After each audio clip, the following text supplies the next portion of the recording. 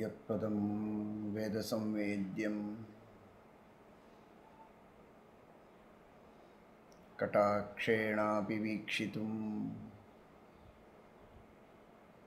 न क्षमन्ते विमतयस्तमुपासे श्रियः पतिम्।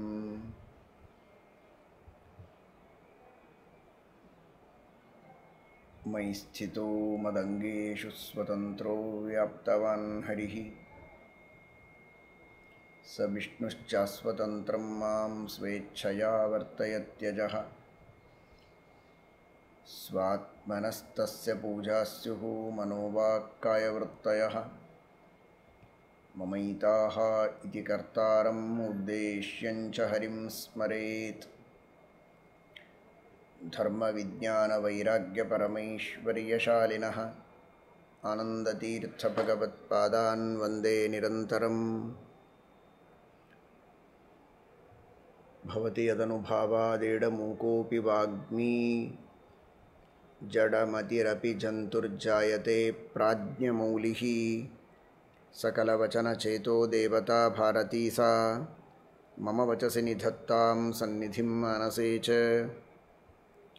नमोऽस्तु तात्विका देवाः विष्णुभक्तिपरायणाः धर्ममार्गे प्रेरयन्तु भवन्तः सर्व एव हि।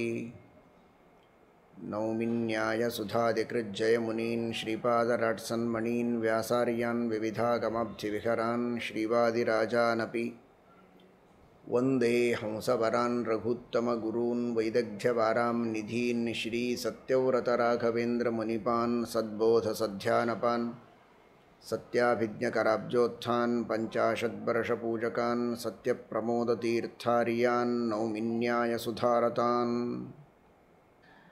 नरसिंह नरसिंह नरसिंह नरसिंह नरसिंह नरसिंह नरसिंह नरसिंह नरसिंह नरसिंह नरसिंह नरसिंह नरसिंह त्राहि लक्ष्मी नरसिंह पाहि लक्ष्मी नरसिंह त्राहि लक्ष्मी नरसिंह नरसिंह नरसिंह नरसिंह पाहि मां नरसिंह नरसिंह नरसिंह रक्ष मां। सकल ದೇಶಗಳಲ್ಲಿರುವ ಸಜ್ಜನರಿಗೆ ಅನುಗ್ರಹವನ್ನು ಮಾಡುವುದಕ್ಕಾಗಿ ಭಗವಂತ ಪರಮಕಾರುಣ್ಯಮೂರ್ತಿಯಾಗಿ ಅವರವರಿಗೆ ಅವರಿದ್ದಲ್ಲಿಯೇ ಅನುಗ್ರಹವನ್ನು ಮಾಡ್ತಾನೆ. ತನ್ನ ವಿಶೇಷವಾದ ಸನ್ನಿಧಾನವನ್ನು ಇಟ್ಟು ಕಾಶಿಯಲ್ಲಿ ಗಂಗಾ ತೀರದಲ್ಲಿದ್ದು ನಿತ್ಯ ಗಂಗಾ ಸ್ನಾನವನ್ನು ಮಾಡಿ ವಿಶೇಷವಾಗಿ ಸಾಧನೆಯನ್ನು ಮಾಡಿಕೊಳ್ಳಬೇಕು. ಉತ್ತರ ಭಾರತದಲ್ಲಿದ್ದು ಆ ಸಾಧನೆಯನ್ನು ಮಾಡುವ ಅನುಕೂಲತೆ ಇದ್ದವರು ಕೆಲವರು, ದಕ್ಷಿಣ ಭಾರತದಲ್ಲಿದ್ದವರೆಲ್ಲರಿಗೂ ನಿತ್ಯವೂ ಗಂಗಾ ಸ್ನಾನ ಸಾಧ್ಯ ಇಲ್ಲ, ಯಾತ್ರೆಗೆ ಹೋದಾಗ ಮಾಡಬಹುದು. ದಕ್ಷಿಣ ಭಾರತದಲ್ಲಿದ್ದವರಿಗೂ ಶೀಘ್ರದಲ್ಲಿ ಅಪೇಕ್ಷೆ ಪಟ್ಟಾಗ ಕಾಶಿ ಯಾತ್ರೆಯನ್ನು ಮಾಡಿದ ಫಲ ಸಿಗಬೇಕು ಅನ್ನುವ ದೃಷ್ಟಿಯಲ್ಲಿ ಕಾವೇರಿ ಕಪಿಲಾ ಸಂಗಮದಲ್ಲಿ ಗುಂಜಾ ನರಸಿಂಹದೇವರು ಟಿ ನರಸೀಪುರದಲ್ಲಿ ಗುಂಜಾ ನರಸಿಂಹದೇವರು ಕಾಶಿ ಕ್ಷೇತ್ರಕ್ಕಿಂತಲೂ ಒಂದು ಗುಂಜಿ ಸನ್ನಿಧಾನ ಹೆಚ್ಚು ಅಂತ ತೋರಿಸುವ ರೀತಿಯಲ್ಲಿ ಕೈಯಲ್ಲಿ ಗುಂಜೆಯನ್ನು ಹಿಡಿದುಕೊಂಡು ಗುಂಜಾ ನರಸಿಂಹದೇವರು ವಿರಾಜಮಾನರಾಗಿದ್ದಾರೆ ಕಾವೇರಿ ಕಪಿಲಾ ಸಂಗಮದಲ್ಲಿ. ಭಕ್ತರೆಲ್ಲರಿಗೆ ವಿಶೇಷವಾಗಿ ಅನುಗ್ರಹವನ್ನು ಮಾಡುವುದಕ್ಕೆ ತೀರ್ಥಯಾತ್ರೆಯ ಫಲವನ್ನು ಗಂಗಾದಿ ತೀರ್ಥಯಾತ್ರೆಯ ಫಲವನ್ನು ಈ ಕಾವೇರಿ ಕಪಿಲಾ ಸಂಗಮದಲ್ಲಿ ಸ್ನಾನ ಮಾಡಿ ನರಸಿಂಹದೇವರ ದರ್ಶನವನ್ನು ಮಾಡಿದವರಿಗೆ ಅನುಗ್ರಹ ಮಾಡುವುದಕ್ಕೆ ಸನ್ನಿಹಿತನಾಗಿದ್ದಾನೆ ಸ್ವಾಮಿ ಭಗವಂತ. ನರಸಿಂಹ ನರಸಿಂಹ ನರಸಿಂಹ ನರಸಿಂಹ ನರಸಿಂಹ ನರಸಿಂಹ ನರಸಿಂಹ ನರಸಿಂಹ ನರಸಿಂಹ ನರಸಿಂಹ ನರಸಿಂಹ ನರಸಿಂಹ. ಸತ್ಯಜ್ಞಾನತೀರ್ಥ ಶ್ರೀಪಾದಂಗಳವರಿಗೆ ಪೂರ್ವಾಶ್ರಮದಲ್ಲಿಯೇ ವಿಶೇಷವಾಗಿ ಪ್ರಸನ್ನನಾಗಿ ಅನುಗ್ರಹವನ್ನು ಮಾಡಿದಂತಹ ಸ್ವಾಮಿ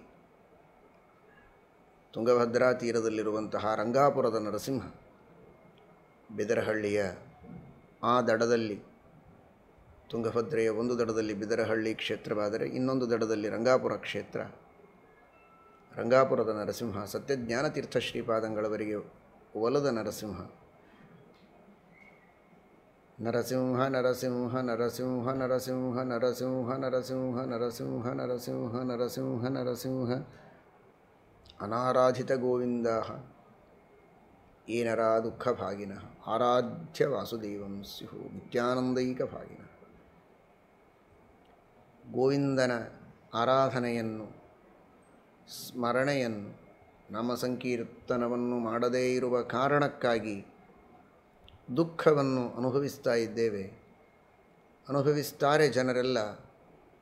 ಆರಾಧ್ಯ ವಾಸುದೇವಂ ಸ್ಯು, ಆ ಜನರೇ ಭಕ್ತಿಯಿಂದ ಪರಮಾತ್ಮನ ಆರಾಧನೆಯನ್ನು ಮಾಡಿದರೆ ನಿತ್ಯಾನಂದೈಕ ಭಾಗಿನಃ, ನಿತ್ಯದಲ್ಲಿಯೂ ಆನಂದವನ್ನು ಅನುಭವಿಸ್ತಾರೆ. ಆನಂದದ ಮೂಲ ಭಗವಂತನ ಸ್ಮರಣೆ, ದುಃಖದ ಮೂಲ ಭಗವಂತನ ವಿಸ್ಮರಣೆ. ವಿಸ್ಮರಣೆಯೇ ಒಂದು ದೊಡ್ಡ ಆಪತ್ತು, ಸ್ಮರಣೆಯೇ ಒಂದು ದೊಡ್ಡ ಸಂಪತ್ತು. ವಿಪದ್ ವಿಸ್ಮರಣಂ ನೃಣಾಂ ಸಂಪನ್ನಾರಾಯಣ ಸ್ಮೃತಿ. ಭಗವಂತನ ಸ್ಮರಣೆಯೇ ಒಂದು ದೊಡ್ಡ ಸಂಪತ್ತು. ಎಷ್ಟು ಹಣ ಮಾಡಿಟ್ಟಿದ್ದಾನೆ ಮನೆಯಲ್ಲಿ, ಮಕ್ಕಳಿಗಾಗಿ, ತನಗಾಗಿ. ಎಷ್ಟು ದೊಡ್ಡ ಮನೆ ಕಟ್ಟಿದ್ದಾನೆ, ಎಷ್ಟು ವಾಹನಗಳನ್ನಿಟ್ಟಿದ್ದಾನೆ ಅನ್ನುವುದು ದೊಡ್ಡದಲ್ಲ, ಅದು ದೊಡ್ಡ ಸಂಪತ್ತಲ್ಲ. ಬೇಕಾದಷ್ಟು ಹಣವನ್ನು ಗಳಿಸಿ ಇಟ್ಟರೂ ಪರಮಾತ್ಮನ ಅನುಗ್ರಹ ಇಲ್ಲ, ಭಗವಂತನಲ್ಲಿ ಇವನಿಗೆ ಭಕ್ತಿ ಇಲ್ಲ, ಭಗವಂತನ ಸ್ಮರಣೆ ಮಾಡೋದಿಲ್ಲ, ಧರ್ಮದಲ್ಲಿ ಶ್ರದ್ಧೆ ಇಲ್ಲ ಅಂದರೆ ಮಾಡಿ ಇಟ್ಟದ್ದನ್ನು, ಕೂಡಿ ಇಟ್ಟದ್ದನ್ನೆಲ್ಲ ಹಾಳು ಮಾಡಿಕೊಳ್ತಾನೆ ಮಗ. ವ್ಯರ್ಥವಾದ ಕಾರ್ಯಗಳಿಗೆ ಉಪಯೋಗಿಸಿ, ದುರ್ವ್ಯಸನಗಳಿಗೆ ಬಲಿಯಾಗಿ, ದುಷ್ಟ ಕಾರ್ಯಗಳಿಗೆ ಅದನ್ನು ಉಪಯೋಗಿಸಿ ಹಾಳು ಮಾಡಿಕೊಳ್ತಾನೆ. ದೇವರಲ್ಲಿ ಶ್ರದ್ಧೆ ಇದ್ದು, ಧರ್ಮದಲ್ಲಿ ಶ್ರದ್ಧೆ ಇದ್ದು, ಪ್ರಾಮಾಣಿಕವಾದ ಸದಾಚಾರದ ಜೀವನವನ್ನು ನಡೆಸುವಂತಹ ಒಬ್ಬ ಸಾಧುವಾದ ವ್ಯಕ್ತಿಯಾಗಿದ್ದರೆ, ದೇವರ ಸ್ಮರಣೆಯನ್ನು ಮಾಡ್ತಾ, ಶಾಸ್ತ್ರೋಕ್ತವಾದ ರೀತಿಯಲ್ಲಿ ಭಗವಂತನ ಆದೇಶದಂತೆ ಪರೋಪಕಾರಾದಿಗಳನ್ನು ಮಾಡ್ತಾ, ಸದ್ವಿನಿಯೋಗವನ್ನು ಮಾಡ್ತಾ ಆ ಎಲ್ಲ ಸಂಪತ್ತನ್ನು ಸಾರ್ಥಕ ಮಾಡ್ತಾನೆ. ಪರೋಪಕಾರ ಮಾಡಿದರೆ, ದಾನ ಮಾಡಿದರೆ 1ಕ್ಕೆ 2ರಷ್ಟು 4ರಷ್ಟು ಪರಮಾತ್ಮ ಅದನ್ನು ಬೆಳೆಸಿ ವೃದ್ಧಿ ಮಾಡಿ ಕೊಡ್ತಾನೆ. 2 ಕೈಗಳಿಂದ ನಾವು ಕೊಟ್ಟರೆ ಅನಂತ ಕೈಗಳಿಂದ ಭಗವಂತ ಅನುಗ್ರಹಿಸಿ ನಮ್ಮನ್ನು ಕಾಪಾಡ್ತಾನೆ. ಹೀಗಾಗಿ ಹಣ ಮಾಡಿಡುವುದು ದೊಡ್ಡದಲ್ಲ, ದೇವರಲ್ಲಿ ಶ್ರದ್ಧೆಯನ್ನು ಹುಟ್ಟಿಸುವುದು ದೊಡ್ಡದು. ದೇವರ ಸ್ಮರಣೆಯನ್ನು ನಾವು ಮಾಡುವುದು ಹಾಗೂ ನಮ್ಮವರಿಂದ ಮಾಡಿಸುವುದು ಅದೇ ದೊಡ್ಡ ಸಂಪತ್ತು. ದೇವರಲ್ಲಿ ಶ್ರದ್ಧೆ ಇದೆ ಅಂತ ಒಂದಾದರೆ ಸಾಕು. ತಪ್ಪು ಮಾಡುವುದಕ್ಕೆ ಭಯ ಇರುತ್ತೆ. ಅಧರ್ಮ, ಅನ್ಯಾಯ, ಸುಳ್ಳು, ಮೋಸ, ವಂಚನೆ, ಲಂಚ ಏನು ಮಾಡುವುದಕ್ಕೂ ಭಯ ಇದೆ. ದೇವರಿದ್ದಾನೆ, ನಾನು ಮಾಡುವ ತಪ್ಪನ್ನು ದೇವರು ನೋಡ್ತಾನೆ ಅಂತನ್ನುವ ಭಯ. ಆ ಭಯದಿಂದ ಲಂಚವನ್ನು ತೆಗೆದುಕೊಳ್ಳದಿದ್ದರೆ, ಮೋಸ ಮಾಡದಿದ್ದರೆ, ಸುಳ್ಳು ಹೇಳದಿದ್ದರೆ, ಭ್ರಷ್ಟಾಚಾರ ಅತ್ಯಾಚಾರಗಳನ್ನು ಮಾಡದಿದ್ದರೆ ಎಲ್ಲರೂ ಸುಖವಾಗಿರಬಹುದು, ಆನಂದದಿಂದ ಇರಬಹುದು. ಆನಂದಕ್ಕೆ ಕಾರಣವಾಗುವುದೇ ಸಂಪತ್ತು ತಾನೆ. ಸಂತೋಷದಿಂದ ಇರುವುದಕ್ಕೆ ಕಾರಣವಾದದ್ದೇ ಸಂಪತ್ತು. ಈ ತರಹದ ಮಾನಸಿಕವಾದ ನೆಮ್ಮದಿಯನ್ನು ಕೊಟ್ಟು ಸುಖ, ಸಮೃದ್ಧಿ, ಶಾಂತಿ, ಸಮಾಧಾನಗಳಿಂದ ಬದುಕುವುದಕ್ಕೆ ಕಾರಣವಾದದ್ದು ಅದು ದೇವರಲ್ಲಿಯ ಶ್ರದ್ಧೆ. ಶ್ರದ್ಧೆಯ ಮೂಲಕವಾಗಿ ಬರುವಂತಹ ಧಾರ್ಮಿಕ ಪ್ರಜ್ಞೆ, ಅಧರ್ಮ ಅನ್ಯಾಯಗಳಿಂದ ದೂರಿರುವುದು, ಇವುಗಳಿಂದ ನಾವು ಸುಖವಾಗಿರುವುದಕ್ಕೆ ಸಾಧ್ಯವಾದರೆ ಇದೇ ದೊಡ್ಡ ಸಂಪತ್ತು. ಸಂಪನ್ನಾರಾಯಣ ಸ್ಮೃತಿ, ಸಂಪನ್ನಾರಾಯಣ ಸ್ಮೃತಿ. ನಾರಾಯಣನ ಸ್ಮರಣೆಯೇ ದೊಡ್ಡ ಸಂಪತ್ತು, ನಾರಾಯಣನ ಶ್ರದ್ಧೆಯೇ ಒಂದು ದೊಡ್ಡ ಸಂಪತ್ತು. ಆ ಸಂಪತ್ತು ನಮಗೆ ನಿಮಗೆ ಎಲ್ಲರಿಗೂ ಬರಲಿ, ಅದರಿಂದ ಎಲ್ಲ ಆಪತ್ತುಗಳು ದೂರ ಆಗಲಿ. ನರಸಿಂಹ ನರಸಿಂಹ ನರಸಿಂಹ ನರಸಿಂಹ ನರಸಿಂಹ ನರಸಿಂಹ ನರಸಿಂಹ ನರಸಿಂಹ ನರಸಿಂಹ. ಸರ್ವಕರ್ತ ನ ಕ್ರಿಯತೆ ತಂ ನಮಾಮಿ ರಮಾಪತಿಂ. ಎಲ್ಲರನ್ನ ಹುಟ್ಟಿಸುವವ ಭಗವಂತ, ಅವನನ್ನು ಹುಟ್ಟಿಸುವವ ಇನ್ನೊಬ್ಬರಿಲ್ಲ ಎಂಬುದಾಗಿ ಭಗವಂತನ ಚಿಂತನೆಯನ್ನು ಮಾಡಬೇಕು ಅಂತ ಶ್ರೀಮದ್ ಆಚಾರ್ಯರು ದ್ವಾದಶ ಸ್ತೋತ್ರದಲ್ಲಿ ತಿಳಿಸ್ತಾರೆ. ಸರ್ವಕರ್ತ ನ ಕ್ರಿಯತೆ, ಎಲ್ಲರನ್ನು ಸೃಷ್ಟಿ ಮಾಡುವವ, ಅವನಿಗೆ ಸೃಷ್ಟಿ ಮಾಡುವವರು ಮತ್ತೊಬ್ಬರಿಲ್ಲ. ಅವನು ಅಜ. ಜನ ನ ಜಾಯತೆ ಇತಿ ಜನಃ. ಅವನು ಜನ, ಅವನು ಅಜ. ಅಂತಹ ಪರಮಾತ್ಮ ಇಡೀ ಜಗತ್ತಿನ ಸೃಷ್ಟಿಯನ್ನು ಮಾಡುತ್ತಾನೆ ಅಂತ ನಾವು ಚಿಂತನೆ ಮಾಡಬೇಕು.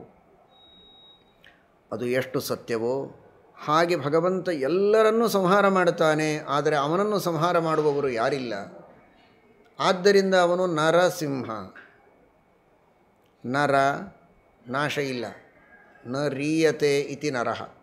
ಯಾವ ಪರಮಾತ್ಮನಿಗೆ ಎಂದಿಗೂ ನಾಶ ಇಲ್ಲ ಅವನು ನರ, ಆದರೆ ಅವನು ಮಾತ್ರ ಹಿನಸ್ತಿ ಇತಿ ಸಿಂಹ.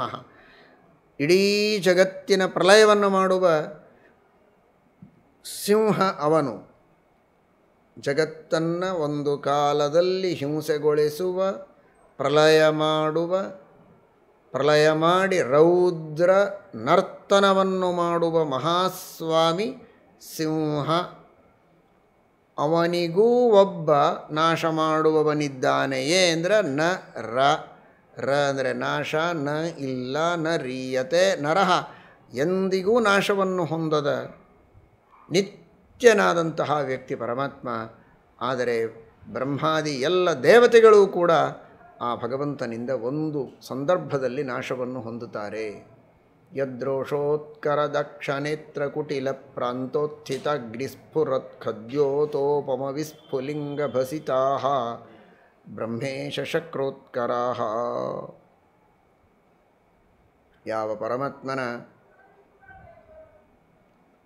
ಆನಂದರೂಪವಾದ ಕ್ರೋಧ, ಆ ಕ್ರೋಧದ ನೋಟದಿಂದ ಬಂದಂತಹ ಕಿಡಿಯಿಂದ ಬ್ರಹ್ಮಾದಿ ದೇವತೆಗಳೆಲ್ಲ ಭಸ್ಮ ಆಗಿ ಹೋಗ್ತಾರೆ ಪ್ರಳಯ ಕಾಲದಲ್ಲಿ. ತನ್ನ ಕಣ್ಣಿನಿಂದ ಬಂದ ಕಿಡಿಯಿಂದ ಭಸ್ಮವನ್ನು ಮಾಡ್ತಾನೆ. ಆ ಬ್ರಹ್ಮಾದಿ ದೇವತೆಗಳ ಚರ್ಮವನ್ನು ಸುಲಿದು ತನ್ನ ತಲೆಗೂ ಕಟ್ಟಿಕೊಳ್ತಾನೆ ಅಂತ ವರ್ಣನೆ ಮಾಡ್ತಾರೆ. ಬ್ರಹ್ಮಚರ್ಮ ಶಿರಃಪಟ್ಟಿ. ಬ್ರಹ್ಮದೇವರ ಚರ್ಮವನ್ನು ಸುಲಿದು ತನ್ನ ತಲೆಗೆ ರುಮಾಲು ಸುತ್ತಿಕೊಂಡಂತೆ ಸುತ್ತಿಕೊಳ್ತಾನಂತೆ ಸ್ವಾಮಿ ನರಸಿಂಹ. ನರಸಿಂಹ ನರಸಿಂಹ ನರಸಿಂಹ ನರಸಿಂಹ ನರಸಿಂಹ ನರಸಿಂಹ ನರಸಿಂಹ ನರಸಿಂಹ.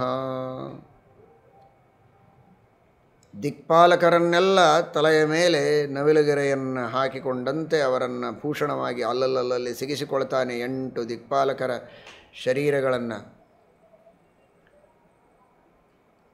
ರುದ್ರದೇವರ ತಲೆಯನ್ನು ನೂಪುರ ಮಾಡಿಕೊಳ್ತಾನೆ, ಕಾಲಿಗೆ ಹಾಕಿಕೊಳ್ತಾನೆ, ನರ್ತನ ಮಾಡ್ತಾನೆ ಅಂತ ವರ್ಣನೆ ಇದೆ. ಹೀಗಾಗಿ ಇಡೀ ಜಗತ್ತಿನ ಸಂಹಾರವನ್ನು ಮಾಡುವ ಸಿಂಹ ದೇವರು. ಅವನನ್ನು ಸಂಹಾರ ಮಾಡುವವರು ಇನ್ನೊಬ್ಬರಿದ್ದಾರೆ ಅಂತ ತಿಳಿಯಬೇಡಿ. ಅವನು ಮಾತ್ರ ನ ರ, ನಾಶ ಇಲ್ಲದೇ ಇದ್ದವನು.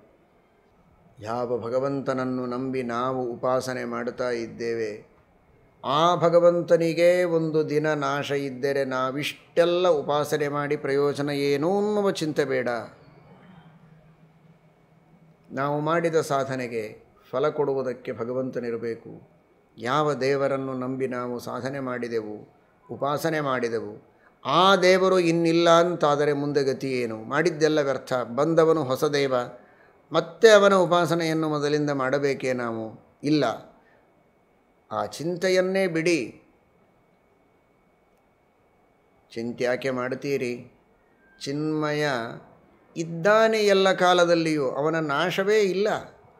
ನರ ಸಿಂಹ ಮಾತ್ರ ಅವನು ಇನ್ನೊಬ್ಬರನ್ನು ಹಿಂಸೆಗೊಳಿಸುವವನಷ್ಟೇ, ಅವನಿಗೆ ಮಾತ್ರ ನಾಶ ಇಲ್ಲ.